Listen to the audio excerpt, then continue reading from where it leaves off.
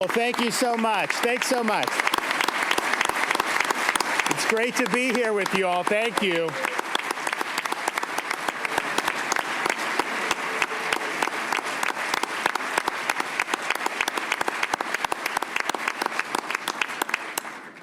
Mr. Speaker, Mr. President, members of the legislature, and fellow citizens, together, we have made Florida the freest state in these United States.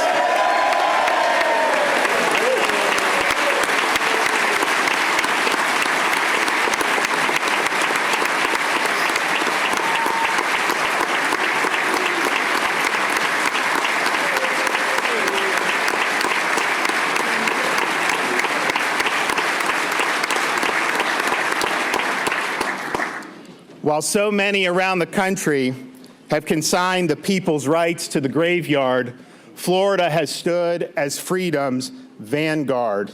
In Florida, we have protected the right of our citizens to earn a living, provided our businesses with the ability to prosper, fought back against unconstitutional federal mandates, and ensured our kids have the opportunity to thrive. Florida has become the escape hatch for those chafing under authoritarian, arbitrary, and seemingly never-ending mandates and restrictions. Even today, across the nation, we see students denied an education due to reckless, politically motivated school closures, workers denied employment due to heavy-handed mandates, and Americans denied freedoms due to a coercive biomedical apparatus. These unprecedented policies have been as ineffective as they have been destructive. They are grounded more in blind adherence to Faucian declarations than they are in the constitutional traditions that are the foundation of free nations. Florida is a free state.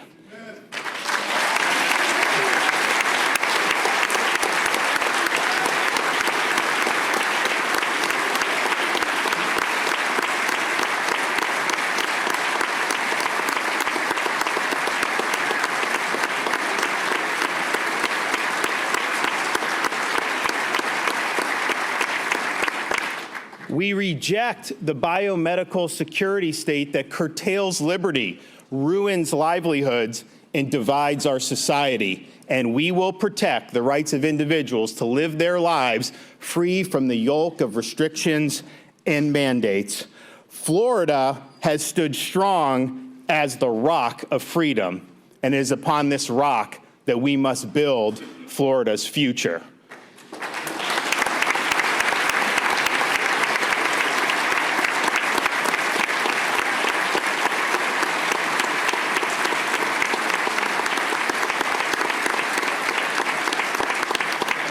Now, fortunately, we're going to be able to confront our challenges with an incredibly favorable budget outlook and with strong economic performance that has withstood unfavorable national headwinds.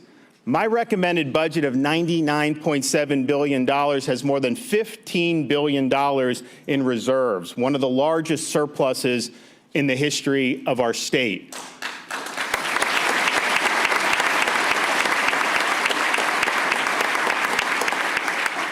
Florida's revenues have exceeded estimates by billions of dollars over the past year and a half, and December's revenues came in at more than $500 million over the latest monthly estimate. And this is all being done with no income tax and the lowest per capita tax burden in the United States.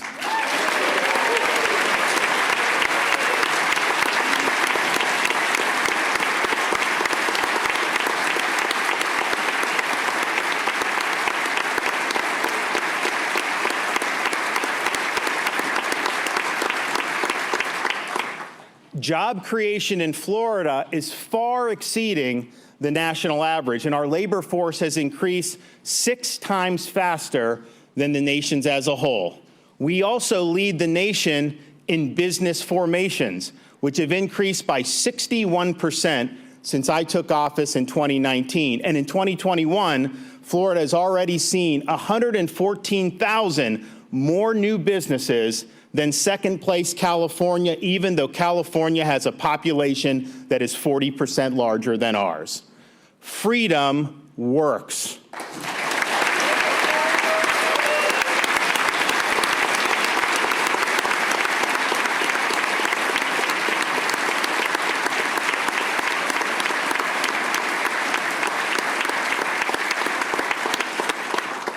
And while our economy is the envy of the nation and our state is well prepared to guard against future economic turmoil, the truth is that our nation is facing economic problems stemming from reckless federal policies, especially the most sustained inflation our country has witnessed in decades. The federal government has borrowed and printed unprecedented sums of money, and the bill is coming due. Inflation is an invisible tax on Floridians. It represents a pay cut for individuals and for families alike. And one of the ways families have felt the pinch has been in significantly higher gas prices. To help alleviate this burden for Florida families, I'm proposing a $1 billion gas tax holiday to help reduce prices at the pump. If Washington, D.C. won't change course, then we have a responsibility to step up on behalf of our Floridians.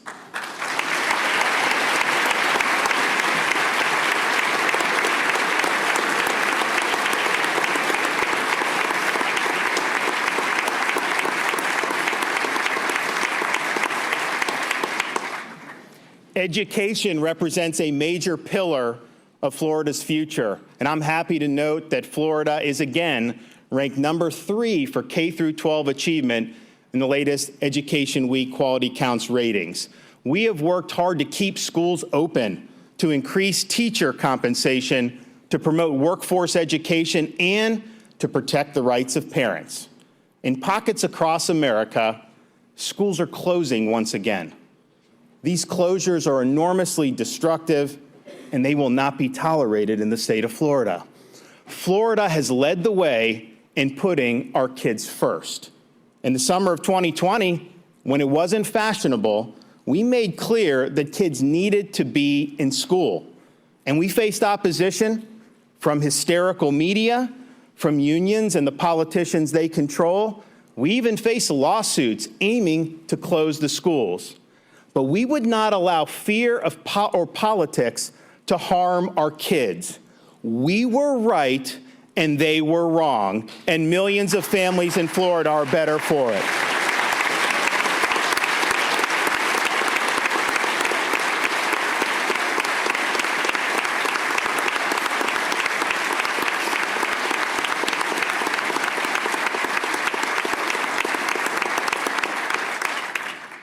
While it's important to embrace high academic standards and to measure student achievement, the FSA test is not the best way to do it. I'm proposing the elimination of the FSA and replacing it with periodic progress monitoring.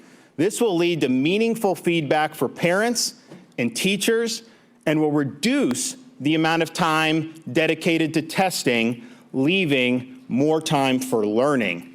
This reform will be better for students, it'll be better for teachers, it'll be better for parents, and it will help Florida remain a leader in education reform.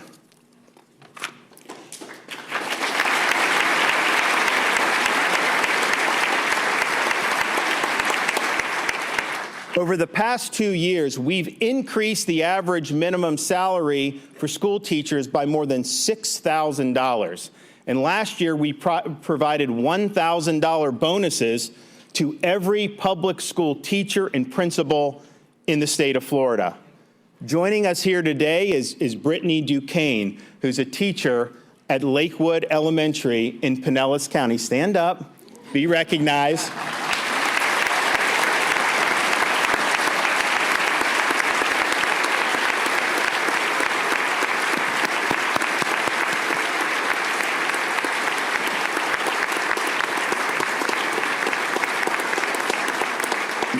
Now, she has benefited from the bonus and the salary increases that we have worked to provide, and the experience at Lakewood Elementary shows why this is important. Brittany and her colleagues took the school from an F grade in 2019 to an A grade in 2021.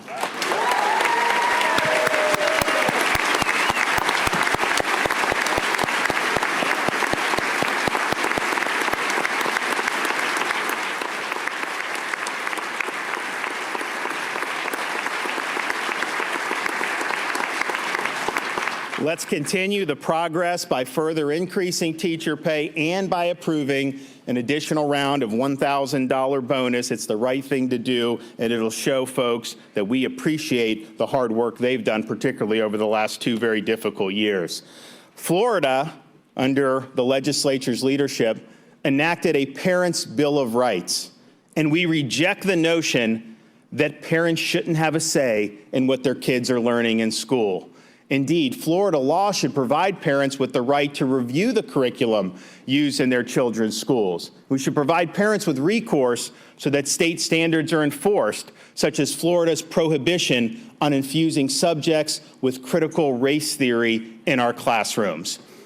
Keisha King is a mother from Duval County, Florida, who has joined, stand up, who has joined moms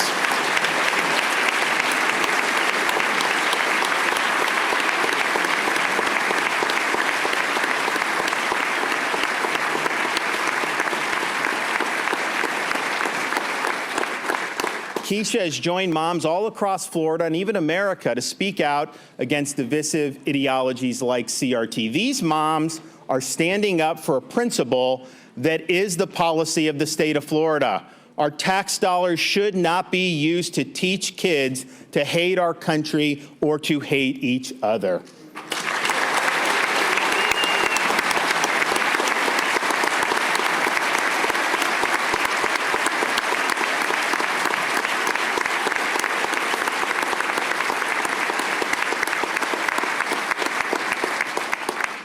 Florida's public college and university system is ranked #1 in the nation yet again.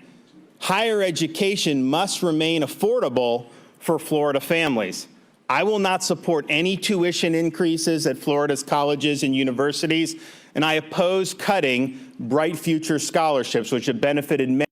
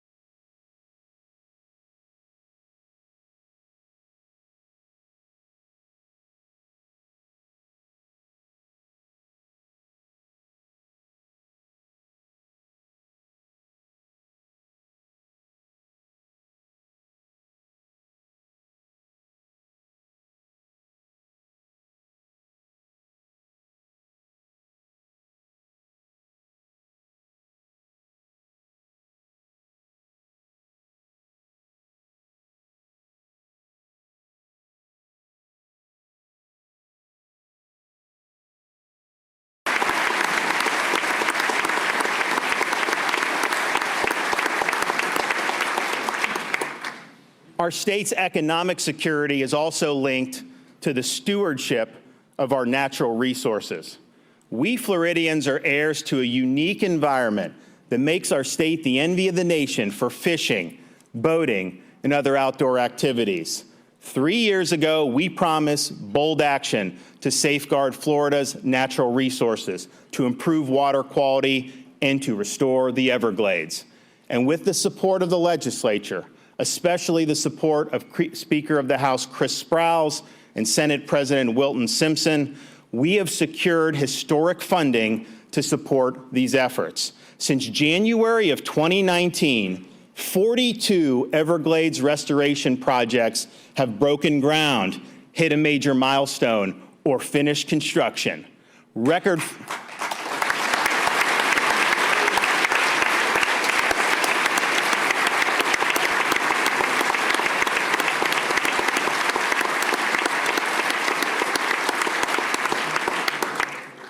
funding has gone to conduct research and secure technologies to mitigate blue-green algae and red tide. And the state has now dedicated streams of revenue to promote coastal resiliency and water quality improvements. We've even made enormous strides in removing invasive Burmese pythons from the Everglades. In the gallery today is actually our reigning python king, Charlie Docton. Where are you at? Stand up.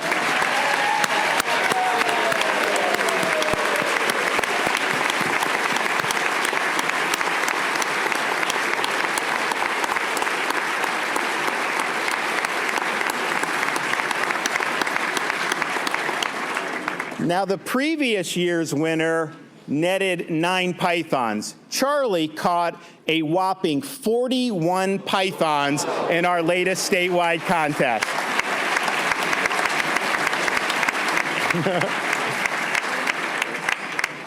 We resolved to leave our unique natural inheritance to God better than we found it, and we are fulfilling that pledge.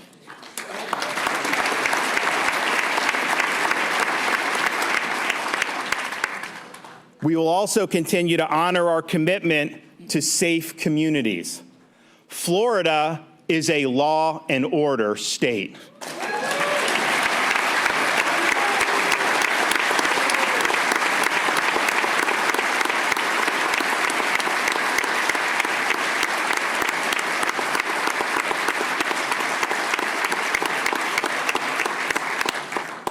We will not allow law enforcement to be defunded, bail to be eliminated, criminals to be prematurely released from prison, or prosecutors to ignore the law.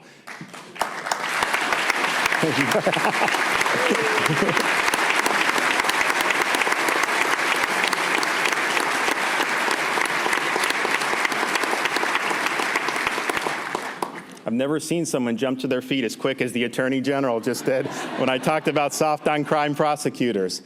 The fact is, these soft on crime policies have been tried in communities throughout the country to disastrous results. Crime has skyrocketed, morale for police officers has plummeted, and the quality of life in some of our cities has been destroyed. We in Florida have stood by the men and women of law enforcement. Not only do we reject defunding law enforcement, we enacted $1,000 bonuses for every single sworn law enforcement firefighter and EMT in the entire state of Florida. And I'm asking the legislature to re-up these bonuses for another year. They all deserve it.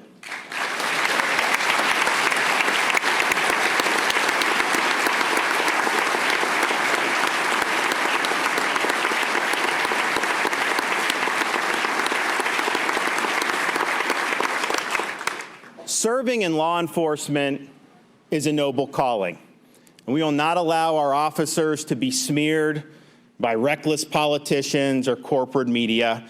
My proposal is to increase pay for state law enforcement by up to 25% and to provide $5,000 signing bonuses to law enforcement personnel who either transfer to or begin their careers in Florida, will spark a tidal wave of qualified professionals seeking employment at agencies throughout our state. And I'm happy today to be joined by Officer Yehuda Topper from the North Miami Beach Police Department. Stand up and be recognized.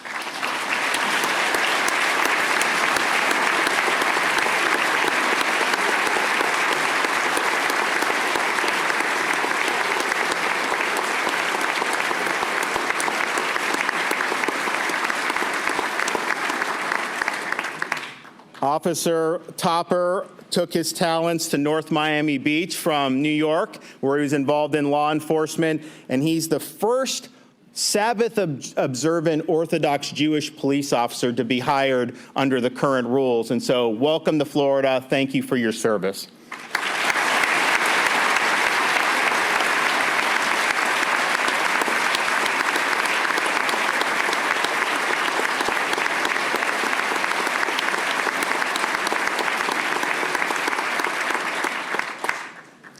And let there be no mistake, to all who wear the uniform, the state of Florida stands with you.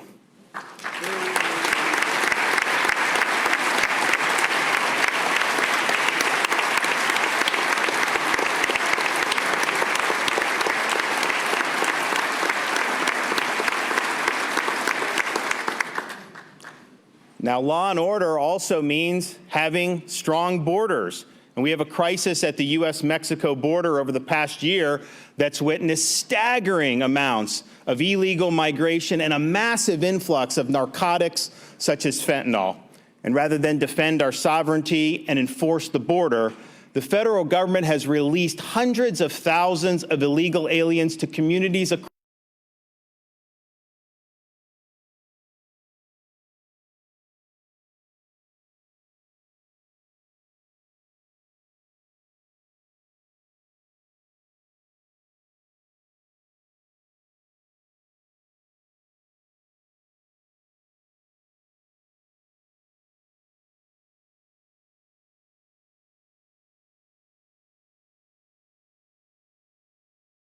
As a state, we cannot be party to what is effectively a massive human smuggling operation run by the federal government.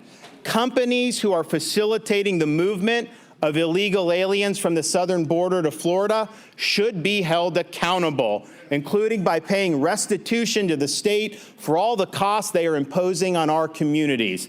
I'm also requesting funds so that when the feds dump people here in Florida illegally, the state can reroute them to the states that have sanctuary policies. Florida should not be made to bear the burden of our federal government's lawless open border policies.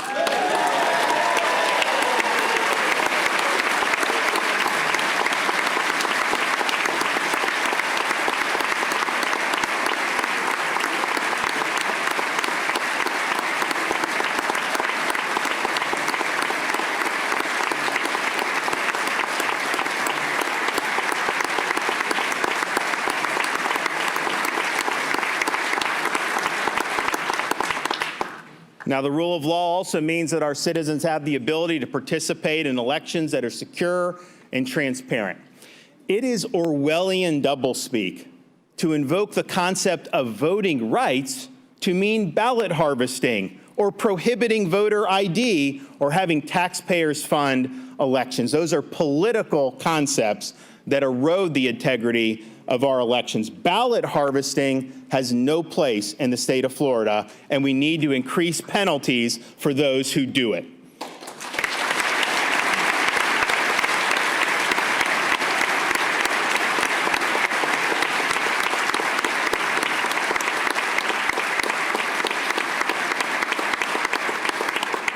We also need to ensure that supervisors clean the voting rolls, that only citizens are registered to vote, and that mail ballots only go to those who actually request them before each individual election. And to ensure that elections are conducted in accordance with the rule of law, I've proposed an election integrity unit whose sole focus will be the enforcement of Florida's election laws. This will facilitate the faithful enforcement of election laws and will provide Floridians with the confidence that their vote will matter.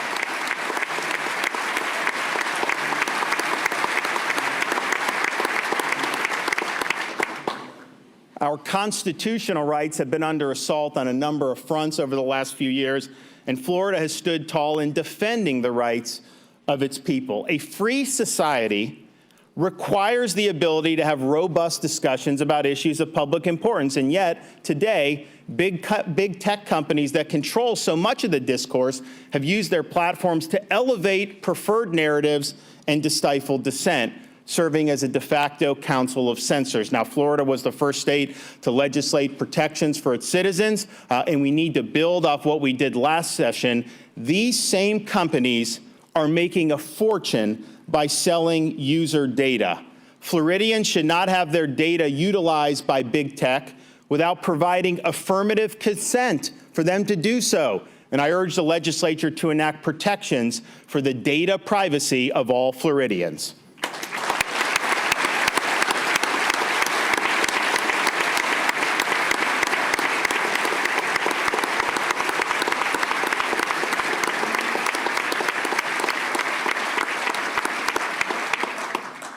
I also recommend that the legislature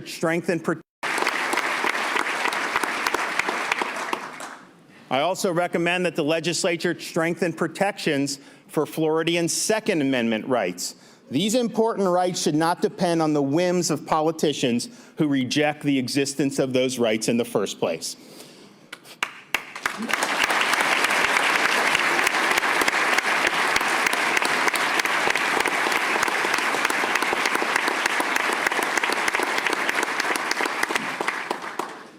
Finally, we have an opportunity to strengthen protections for the right to life itself, without which the other rights mean little. Protecting life does not end with the unborn, must also include efforts to promote adoption and foster care so that all Floridians have a fair chance in life. Florida has 4,000 more licensed caregivers than we did in 2019, and I'm proposing additional funds to foster parents in next year's budget. And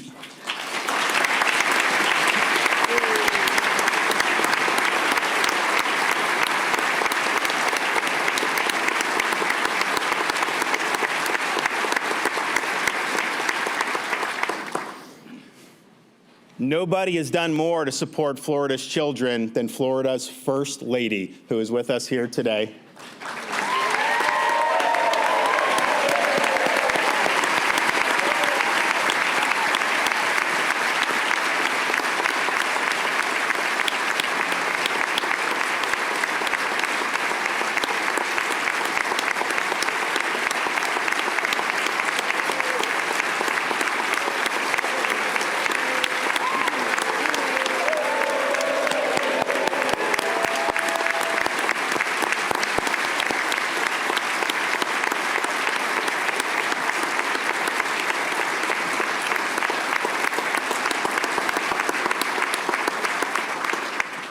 The First Lady's Pathway to Prosperity program has served more than 17,000 families in need through a collaboration between DCF and the faith community.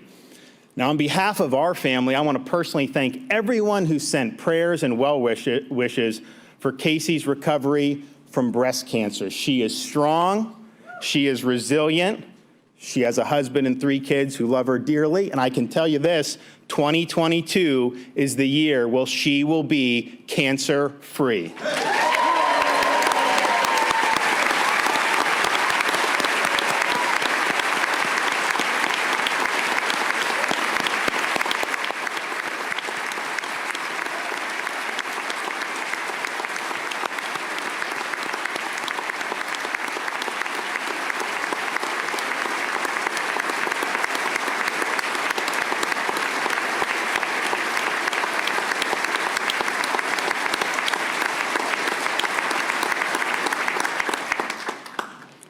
Now, when it comes to health, Florida has understood how important it is to put our seniors first. And we have done that time and again over the past 2 years. Most recently, we led the nation in raising awareness of and expanding access to monoclonal antibody treatments. This effort has helped thousands of seniors keep them out of the hospital and to save many lives. We have an example of that here with us today. Wally and Doris Cortez, where are you guys? Are you there? Wally, that's okay, we see you. All right, now.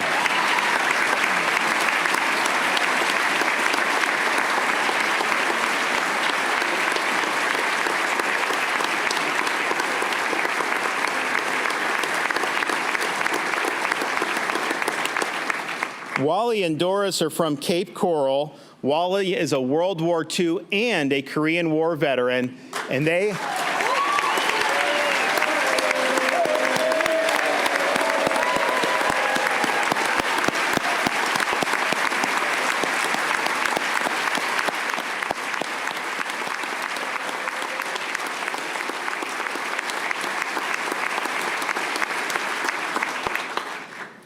have been married 62 years.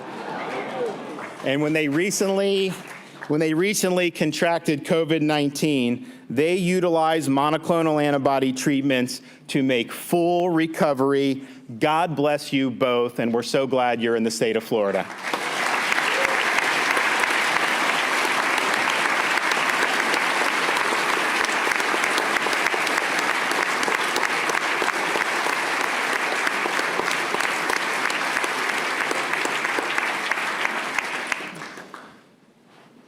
On June 24th of last year, Floridians were shocked to wake up to the news of a catastrophic partial collapse at the Champlain Towers South condominium complex.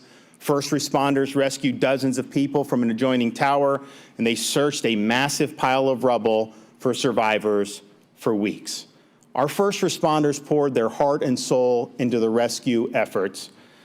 Ray Jadala is here from Miami-Dade Fire and Rescue. He's the assistant chief at Miami-Dade Fire Rescue. He helped lead those efforts, and I can tell you those folks who were working that was very emotional. It was very draining, but you guys were there, and anytime we have problems, we know you'll be there. So we thank Ray for his service and all the members of the urban search and rescue teams that worked tirelessly during those very, very difficult days.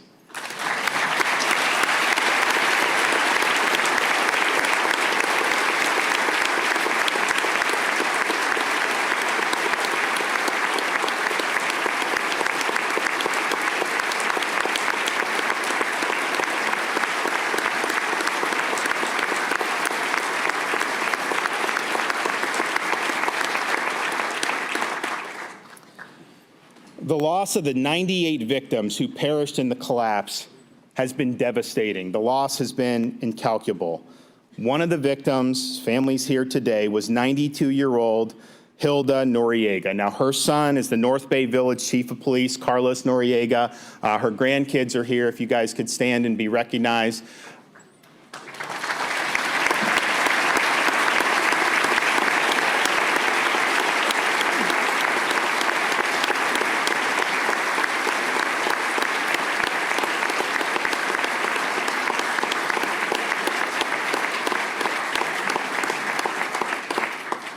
Hilda was the matriarch of an amazing family and is dearly missed by those who knew her, and she's emblematic of the huge losses that we suffered by losing so many special people. The grief and anguish endured by the Noriega family and the other families of Surfside has been overwhelming, and it reminds us that the Lord is close to the brokenhearted. He saves those whose spirits are crushed. Now, our state should provide support for an appropriate memorial so that future generations will never forget the legacies of the victims of that terrible, tragic day.